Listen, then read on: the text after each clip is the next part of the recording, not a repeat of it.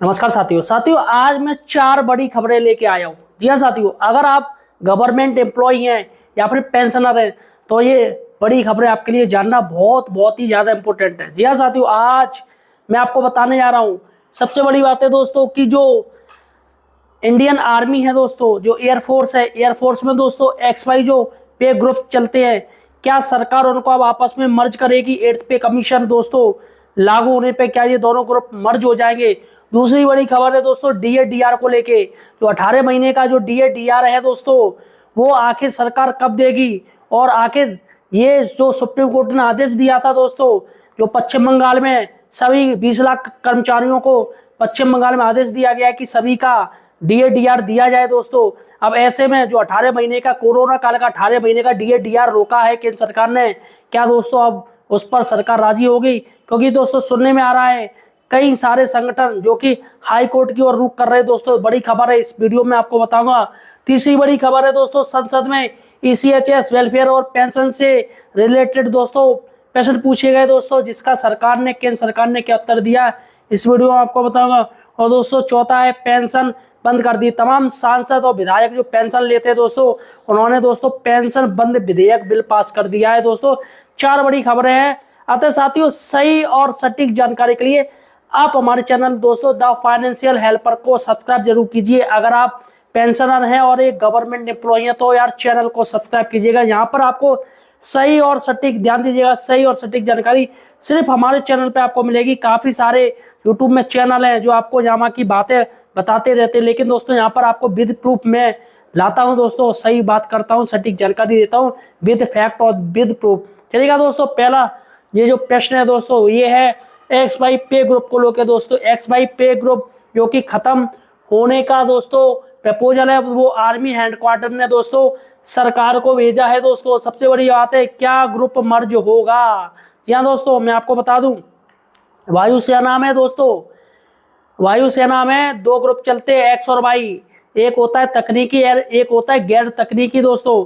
यहाँ पर दोस्तों प्रशिक्षण के बाद इनका जो वेतन है दोस्तों जो मिलता है, वो ग्रुप X को मिलता है 33,100 रुपये प्लस अन्य भत्ते मिलते हैं, और ग्रुप Y को मिलता है, वो मिलता है 26,900 रुपये प्लस अन्य भत्ते मिलते हैं। अब शायद बढ़ोतरी हो गई होगी। तो यहाँ पर दोस्तों दोनों का काम एक ही है, सारे कुछ इनका कैडर सब कुछ एक ही, लेकिन दोस्तों यहाँ पर वेतन में अंतर क्यों है, सबसे बड़ी बात है दो। और इसके साथ ही दोस्तों सबसे पहले मैं आपको बता दे रहा हूँ कि वो आखिर क्या है दोस्तों, जो लेटर भेजा है वो क्या लेटर है। सबसे पहले इस लेटर को देखिएगा दोस्तों। आर्मी हेडक्वार्टर का 8वां पे कमीशन सेल द्वारा भेजे गए विभिन्न प्रपोजलों में से एक अहम प्रपोजल आप सामने देख पा रहे हैं, जिसमें X ग्रुप और Y ग्रुप को मर्ज कराने की, उनको विलय कराने की बात कही गई है। दोस्तों आर्मी हेडक्वार्टर का एजीज ब्रांच में 8वां पे कमीशन का सेल खुल चुका है। उस सेल ने जो प्रपोजल्स भेजे हैं उनमें से ये प्रपोजल आप देखिए, जिसका उद्देश्य बेहद अहम है। आप देख पा रहे हैं, aim to resolve various infirmities, inequalities and distortions in the pay scales based on group pay structure, that is X and Y group, between the personnel of the three services। यानी कि आर्मी, नेवी, एयरफोर्स के बीच में जो इस group system की वजह से जो इनइक्वालिटीज दिखाई दे रहे हैं, उनको दूर करने के लिए ये प्रपोजल भेजा गया है। दोस्तों ये प्रपोजल जो है हो सकता है एक्सेप्ट हो जाए, क्योंकि आपने देखा होगा पहले छठे पे कमीशन से पहले बहुत सारे पे ग्रुप्स हुआ करते थे। आप यहां देख पा रहे हैं, पूरा बैकग्राउंड इसका दिया गया है। पहले ABCDE जैसे ग्रुप्स हुआ करते थे, फिर उसको कम करके XYZ किया गया, फिर उसको 7वें पे कमीशन में कम करके अभी X और Y, ये दो ही ग्रुप अभी आज के डेट में है। हालांकि जो OROP का टेबल है उसमें X ग्रुप को दो हिस्सों में बांटा गया है, 2016 से पहले और बाद वाले। तो ये सारे जो विसंगतियां हैं, इन सभी विसंगतियों को दूर करने का उद्देश्य रखते हुए ये प्रपोजल 8वें पे कमीशन के लिए भेजा गया है, जिसमें प्रपोजल रखा गया है कि बजाय X और Y ग्रुप के पेमेंट या पेंशन निर्धारण करने के ये वाला प्रपोजल लागू किया जाए, ऐसी मांग की गई है।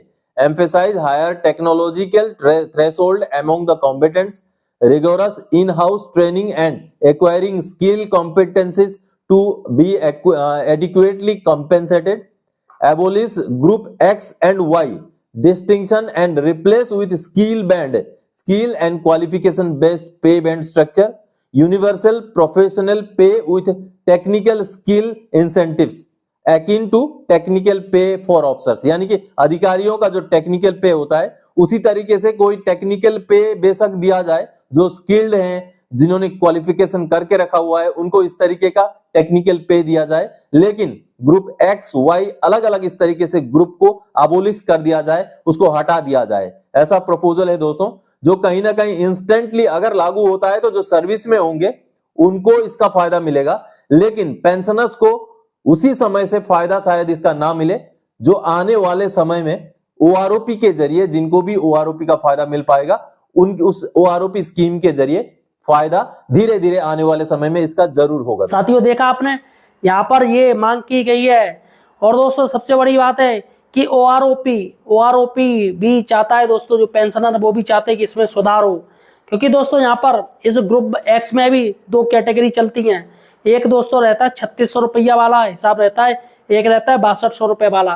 तो दोस्तों अगर ये मर्ज हो जाते हैं तो एक मदद मिलेगी दोस्तों, फिर से इनका जो वेतन है वो रिवाइज करने का फिर से एक आइडिया मिलेगा, जिससे इन दोनों में एक्स और वाई में, और एक्स के अंदर भी सब कैटेगरी चलती हैं, वाई के अंदर भी चलती, तो उसमें कोई दिक्कत ना हो और सभी को एक समान वेतन मिले। और अगर भले ही वो सेम कैडर के सेम रैंक के, तो दोस्तों एक समान वेतन मिलना चाहिए। चलेगा दोस्तों, दूसरी बड़ी खबर है दोस्तों डीएडीआर को लेकर। जी हाँ दोस्तों, डीएडीआर एरियर को लेकर सुप्रीम कोर्ट के फैसले के बाद आंदोलन शुरू। दोस्तों यहाँ पर आंदोलन शुरू हो चुका है, सबसे बड़ी बात है आंदोलन का दोस्तों। और 18 महीने का डीएडीआर एरियर की अब बारी है। क्या अब 18 महीने का एरियर मिलेगा? क्योंकि दोस्तों कोरोना काल का जो 18 महीने का डीएडीआर है दोस्तों, जिससे उस समय सरकार ने कह दी कि हमारी आर्थिक स्थिति सही नहीं है, इसलिए हम डीएडीआर नहीं दे पाएंगे। लेकिन दोस्तों अब कोरोना काल गुजरे हुए 5 साल से ऊपर हो चुके हैं, अभी आर्थिक स्थिति बहुत अच्छी चल रही है। भारत तीसरे स्थान पे आ गया है, ट्रिलियन हो चुका है दोस्तों, तीसरे स्थान पे आ चुका है। अब ऐसे में दोस्तों यहाँ पर 18 महीने का डीएडीआर मांगने के लिए दोस्तों तमाम पेंशनर हैं दोस्तों, और गवर्नमेंट एम्प्लॉय के संगठन है दोस्तों, वो लोग दोस्तों हाई कोर्ट पहुंच गए हैं। जी हाँ दोस्तों, सबसे बड़ी बात है कि सुप्रीम कोर्ट ने जो आदेश दिया था पश्चिम बंगाल में डीएडीआर का रास्ता साफ हो गया दोस्तों। और यहाँ पर पश्चिम बंगाल के मैटर में दोस्तों सुप्रीम कोर्ट माननीय जज साहब ने माना कि ये सरकार का हक नहीं है, बल्कि ये सभी कर्मचारियों का हक है, और सरकार को इसे देना पड़ेगा। डीएडीआर ये कर्मचारियों से, पेंशनरों से जोड़ा गया उनका हक है, और सरकार नहीं मार सकती है।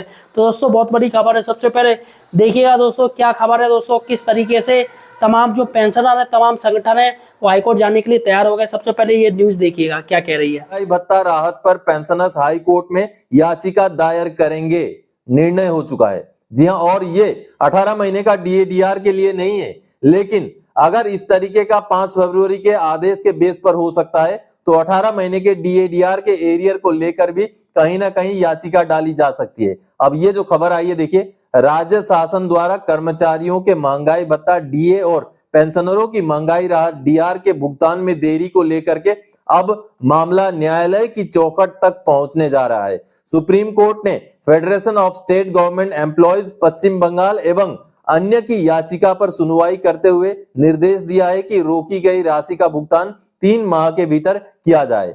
इसके सुपरविजन के लिए कोलकाता हाईकोर्ट के सेवानिवृत्त मुख्य न्यायाधीश की अध्यक्षता में एक समिति गठित की गई है, जो सुप्रीम कोर्ट को रिपोर्ट प्रस्तुत करेगी। इसी आदेश के हवाले से छत्तीसगढ़ अधिकारी कर्मचारी पेंशनर्स एसोसिएशन ने निर्णय लिया है कि राज्य प्रशासन द्वारा आदेश लागू नहीं किए जाने की स्थिति में हाई कोर्ट में याचिका दायर की जाएगी।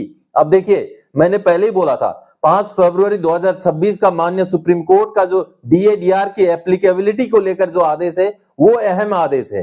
वो डीएडीआर को लेकर के पूरा नजरिया बदल देता है, क्योंकि माननीय सुप्रीम कोर्ट में यह साबित हुआ है कि डीएडीआर एक कानूनी अधिकार है। तो उसी आदेश को बेस बनाते हुए अब देखिए उड़ीसा के भी कर्मचारी और पेंशनर्स माननीय कोर्ट जाने वाले हैं।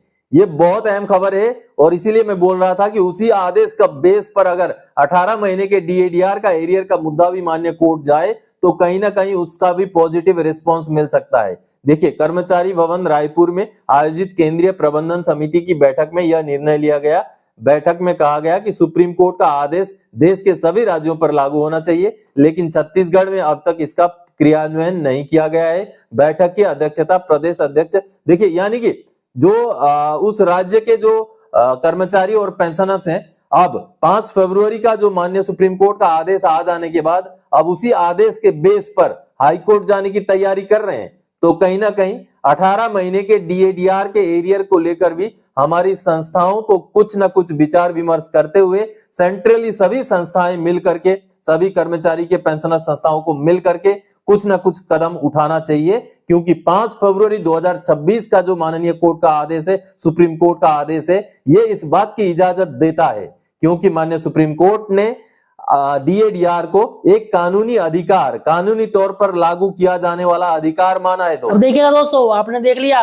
अब दोस्तों बात करते हैं संसद में ईसीएचएस, वेलफेयर और पेंशन से दोस्तों जुड़े सवाल का रक्षा मंत्रालय का जवाब आया है। दोस्तों सबसे बड़ी बात है कि रक्षा मंत्रालय ने क्या जवाब दिया है। काफी बड़े ज्वलनशील मुद्दे हैं दोस्तों। ईसीएचएस का तो इतना दोस्तों मुद्दा उठा सोशल मीडिया पे, सभी ने उठाया दोस्तों, सभी लोग सरकार के विरोध में आ गए दोस्तों। और दूसरा दोस्तों वेलफेयर और पेंशन से रिलेटेड क्या मैटर है दोस्तों, मैं आपको बता दूं रक्षा मंत्रालय ने क्या जवाब दिया है। सबसे पहले आप जवाब देखिएगा क्या जवाब है। दोस्तों संसद के बजट सत्र में 9 फरवरी 2026 को भारत के रक्षा मंत्रालय से एक सवाल पूछा गया, जो सवाल था welfare, pension and health care issues of the ex serviceman and veterans, यानी कि वेलफेयर से जुड़ा हुआ, पेंशन से जुड़ा हुआ और हेल्थ केयर से जुड़ा हुआ यह सवाल था, जो सवाल श्रीमती रेणुका चौधरी जी ने किया था और माननीय रक्षा मंत्री जी से किया था। अब देखिए सवाल क्या किया गया था। The total number of pending bills under the ECHS scheme for empanel hospitals and individual beneficiaries year wise since 2020, the reason for such delays, यानी कि जो बिल्स पेंडिंग है, हॉस्पिटल के भी पेंडिंग है या जो इंडिविजुअल ने जो क्लेम किए हैं इलाज के, बाहर इलाज के, उसके भी जो पेंडिंग है उसका ब्यौरा दीजिए। आगे कहा गया है ECHS में देरी से भुगतान किया जाता है, बजट की कमी होती है, फंड की कमी होती है, इसके कारण क्या है वो भी पूछा गया। साथ ही साथ the total number of ex servicemen including emergency commission officer, short service commission officer and jawans who have been denied pension benefits despite completing eligible services, यानी कि एलिजिबल सर्विस होते हुए भी पेंशन के लिए जिनको मना किया गया उसका ब्यौरा मांगा गया। और साथ ही साथ आखिर जो सवाल है वो अहम सवाल है, whether government acknowledge concerns that the decision related to HCPC will directly impact the further pay and pension of over 25 lakh veterans, यानी कि 25 लाख से ज्यादा जो वेटरन है उनको 8वां पे कमीशन सीधा सीधा असर डालेगा, नहीं डालेगा, क्या इसको लेकर पेंशनर के बीच में चिंता है, इस तरीके का सवाल था, जिसका ये देखिए जवाब जो दिया गया है। पहले तो ex serviceman contributory health scheme में किस तरीके से कभी कभी बजट की कमी होती है, उस बात को खुद ही सरकार ने जाहिर किया है और इस तरीके का जवाब दिया है।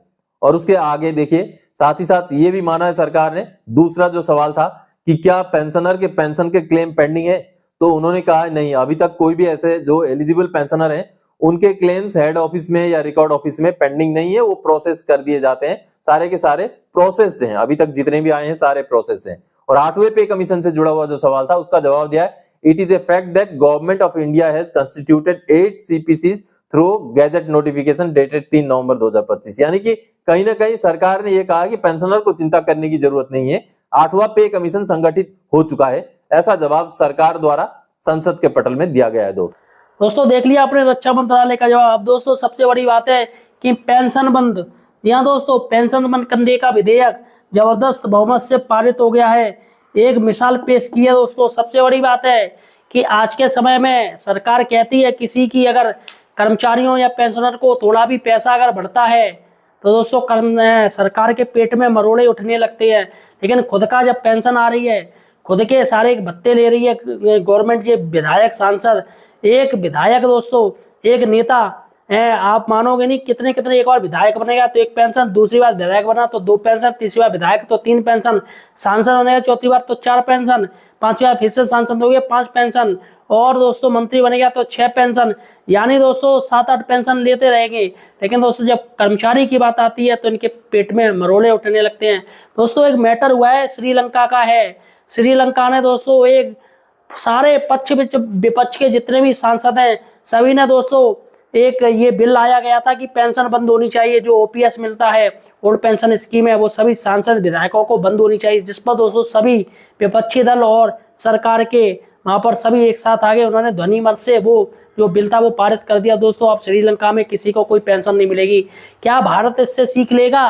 सबसे बड़ी बात है इंडिया में क्या सीख लेगा? श्रीलंका एक छोटा सा देश है, वहाँ ज़्यादा आबादी भी नहीं है, लेकिन इंडिया में दोस्तों नंबर 1 है आबादी में, और पेंशन, विधायक भत्ते, ये सब कुछ ले रहे हैं, जबरदस्त ले रहे हैं, मेज थपथपाते हैं, फौरन अपना वेतन बढ़ा लेते हैं।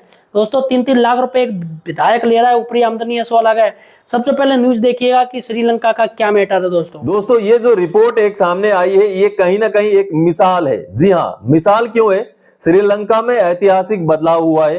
सांसदों की पेंशन खत्म, दिशानायके सरकार ने पूरा किया चुनावी वादा। जी हाँ, चुनाव में जाने से पहले ही जो वादा किया गया था उसको सरकार बनते ही पूरा किया गया है। बेहद अहम और मिसाल के तौर पर, एक उदाहरण के तौर पर यह खबर आई है। श्रीलंका के सांसदों ने मंगलवार को अपनी पेंशन रद्द करने के प्रश्न में भारी बहुमत के साथ मतदान किया है। यह साहसिक कदम देश के गंभीर आर्थिक संकट और जनता के बढ़ते आक्रोश के बीच श्रीलंका सरकार द्वारा किए गए एक प्रमुख चुनावी वादे को पूरा करने के लिए उठाया गया। 225 सदस्यीय श्रीलंकाई संसद में इस विधेयक को लेकर जबरदस्त सहमति दिखाई दी है। सांसदों ने 225 सदस्यीय सदन में 154 मतों से विधेयक पारित कर दिया, जबकि केवल 2 मत इसके विरोध में पड़े और शेष विधायक मतदान के दौरान अनुपस्थित रहे। तो देखा दोस्तों, श्रीलंका के ये जो श्रीलंका से सीख लेनी चाहिए भारत को। तो दोस्तों आपको क्या लग रहा है, ये मुझे कमेंट सेक्शन में बताइएगा। क्या सरकार ये डीएडीआर को लेके सरकार कुछ करेगी? अगर ये जो कर्मचारी हैं, पेंशनर है, वो अगर हाईकोर्ट जाते तो क्या लग रहा है, क्योंकि सुप्रीम कोर्ट के जो ऑर्डर है उसके बेस पर वो लोग हाईकोर्ट जा रहे हैं, क्या लग रहा है, क्या उनको सरकार ये डीएडीआर 18 महीने का कोरोना काल का बकाया डीएडीआर देगी या नहीं देगी? दूसरा दोस्तों प्रश्न है, क्या XY पे ग्रुप को एक करने से दोस्तों क्या इनको फायदा होगा? जो आर्मी है दोस्तों, इंडियन एयरफोर्स है, क्या उनको फायदा होगा अगर एक ही हो जाता है? क्या उनका ये जो वेतन विसंगति है क्या वो दूर हो पाएगी? दोस्तों इन 2 सवालों में दोस्तों सबसे बड़ी बात है, आप मुझे जवाब जरूर दीजिएगा। और आपका कोई प्रश्न है अगर, तो मुझे कमेंट सेक्शन में जरूर लिखिएगा। आपका एक वीडियो में बनाऊंगा दोस्तों, और आपको बताऊंगा कि सरकार आपके ये जो मैटर है या आपकी जो प्रॉब्लम है उस पर सरकार का क्या जवाब है या सरकार क्या कर रही है। सारी कुछ जानकारी सिर्फ हमारे चैनल पर मिलेगी दोस्तों। अतः फिर से मैं कहना चाह रहा हूँ, सही और सटीक जानकारी के लिए आप हमारे चैनल द फाइनेंशियल पर कोई सब्सक्राइब जरूर कीजिएगा। धन्यवाद साथी।